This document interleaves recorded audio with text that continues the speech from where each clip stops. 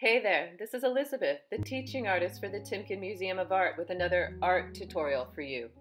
Today we'll be creating an ocean sunset, and the lesson is going to be all about using coloring as a stress reducer. No freehand drawing is going to be needed in this project today.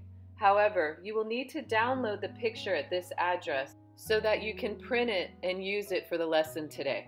You could also print out another sunset photo and follow the same steps I outlined in this tutorial. No freehand drawing will be required in this lesson today. We'll be tracing the photo onto the art paper. All right, let's get started. Let's just make sure you have all the art supplies you need: colored pencil, ruler, pencil, and paper. All right, so to begin, I need you to take the photo and shade the back of it. Make sure to completely cover the back. So the way I do it is I do it one direction completely, and then I turn the paper and I do it in another direction. Once you've got the pencil on the back of the picture, you flip it back over so that the picture is facing up. You want to line up the photo so that it lines up with the outer edge of the paper underneath. Since the image itself is actually smaller than the piece of paper that you're drawing on underneath, you're just going to extend the drawing out to the outer edges of the paper underneath. Next, you will need to trace around all the forms. You can use the ruler for the horizon line and the edge of the beach, and then the rest of it, you're just going to trace the outer edges of everything that you see in this picture. Now, the palm fronds on the trees, you do not have to get every single one. You will definitely trace around some of the individual palm fronds, but mostly you want to get the whole tree shape and leaf shapes. After you get everything traced, then you will refine the drawing by tracing over the transfer. Okay, now it's time for the color. Please take out the red, pink, orange, yellow, brown, green, and black colored pencils and set them aside. Also, if your colored pencil box does not have a pink and just has two reds instead, use the darker red when I say red in the tutorial and use the lighter red when I say pink in the tutorial. The next thing I need you to do is follow these 3 rules. Layer your colors to get to your darks. Don't go to the darks too soon, and remember to use the white of your paper showing through to make lighter colors. So looking at my example, if you look above the yellow, you'll see that the value or the color is very light. That lightness is coming from the white of the paper showing through. So please remember not to get too heavy-handed with your colors and layer them up in order to stay in control of the values of the colors. And value, again, is just how light or dark something is.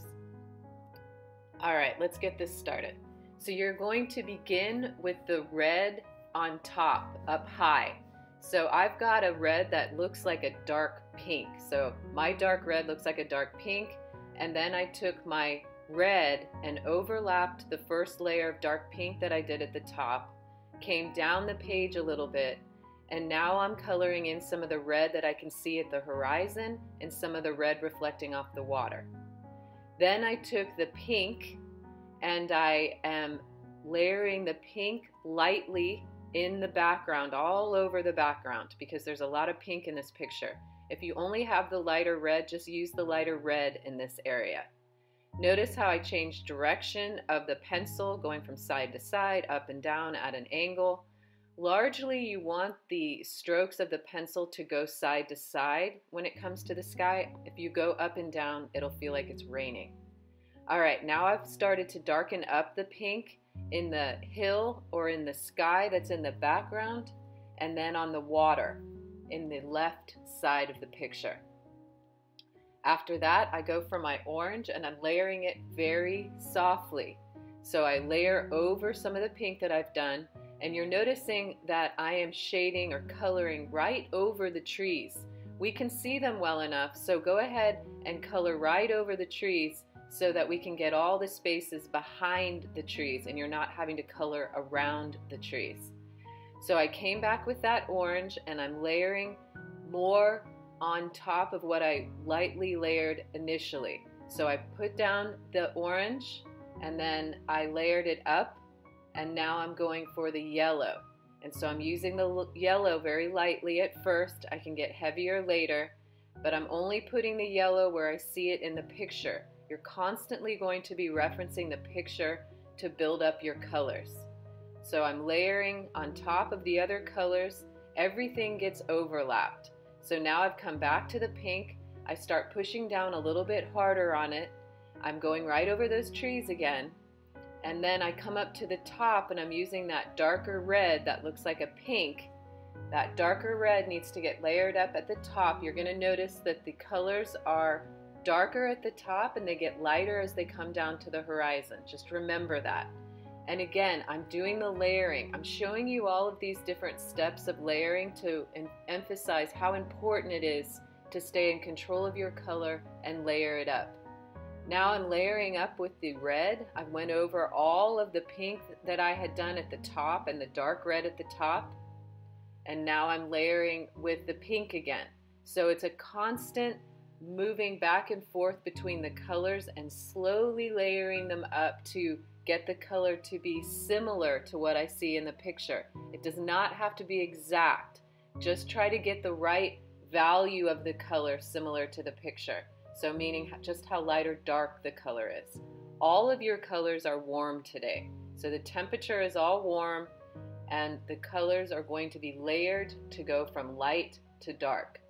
So the next part that I went in was this dark red to color in the land that's at the horizon. So I'm getting a little more detailed and careful at this point, and I'm also getting much darker. Next, I used my brown for the land over on the right side of the horizon. And again, I'm pushing down a little harder and I'm overlapping that dark red land that I initially drew on the left side. Now I'm taking that dark red color and coloring in all the beach. Now, I know it looks black, but we're not going to make the trees or the beach silhouettes completely black. We are going to layer this dark red into it. So right now what I'm doing is I'm alternating in between the dark red and the black. The thing about using black on its own is it's very flat. So if you throw a color in with it, then you will get more depth in your picture. You don't want to just color this thing in jet black because then it doesn't allude to the idea that there's reflected color in the shadows, which there definitely is in reality. Now I've moved on to the palm fronds and I'm starting off by using the black.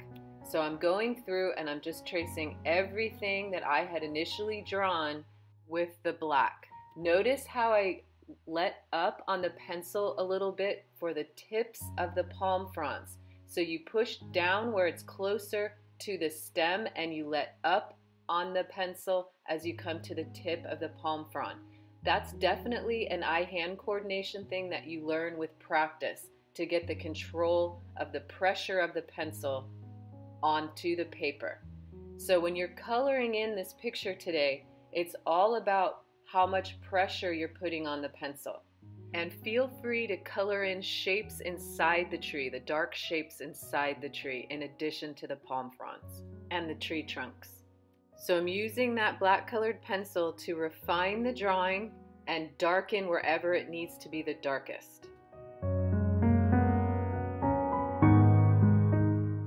Be sure to keep referring to the photo reference up on the right so that you can add more details and get an idea of where things need to get darker. Alright, so now I'm going for the green colored pencil. So I'm placing the green on top of all those black palm fronds I just traced over.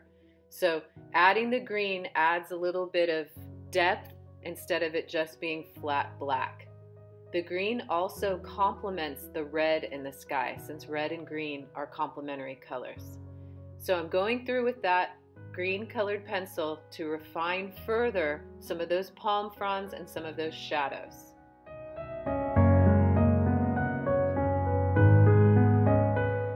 And remember, to get the wispiness of those palm fronds, you push down harder on the pencil at the stem of the palm frond and let up on the pencil as it comes out to the tip of the palm frond. All right, now we go for the yellow. We get into some richer, brighter, more saturated yellow. Referring to the reference, I see where it's nice and hot at the horizon over to the right. But then I also see that there's some yellow layering over some of the orange and red and into the water. Then I'm going to go for my orange. I'm going to layer over a little bit of the yellow that I just put down and then continue adding more of the orange. We're trying to get transitions between our colors. So we don't want it a stark yellow next to a stark orange, next to a stark red. We're always trying to transition the colors into each other, and that's why we overlap them so much, and that's why we layer the colors up slowly. So now I'm back to the pink, and I'm really starting to press harder on the pink, and so it's getting a lot richer in color. Remember that you can use one color to go across the whole entire picture to harmonize it, which is what I'm doing with the pink right now. I'm still going right over the top of the palm fronds because I know I can come back in if I need to and trace over them again with the black and the green. I'm also remembering that area above the yellow that needs to be lighter, so I'm not going to make it too dark up there. Now I'm using the red to overlap over onto the pink that I just put down and also into the orange and the yellow. So again, doing another light layer of red, and it's going across most of the picture, so it's harmonizing as I'm coloring across the whole picture. So I'm just alternating again to that darker red pink color, coming up into the sky, maybe filling in some more of the white that's showing through up higher. And then I'm just taking that dark red and highlighting the tree trunks because I gotta figure some of that light might hit off the edge of those tree trunks, maybe into the palm fronds just a little bit, and into the shadows just a little bit. All right, we're coming to the finish line. Take the pink again and go over the lower portion of the picture, the land and the water, and then take the lighter red and put a thin veil of it all over the sky, excepting the really bright yellow parts and the really, really light parts. Also take that pink and do the same thing in the sky. All right, you've made it. You've finished another one of our tutorials. Congratulations. I hope you found some stress release from coloring, and thank you so much for taking the time to be creative today.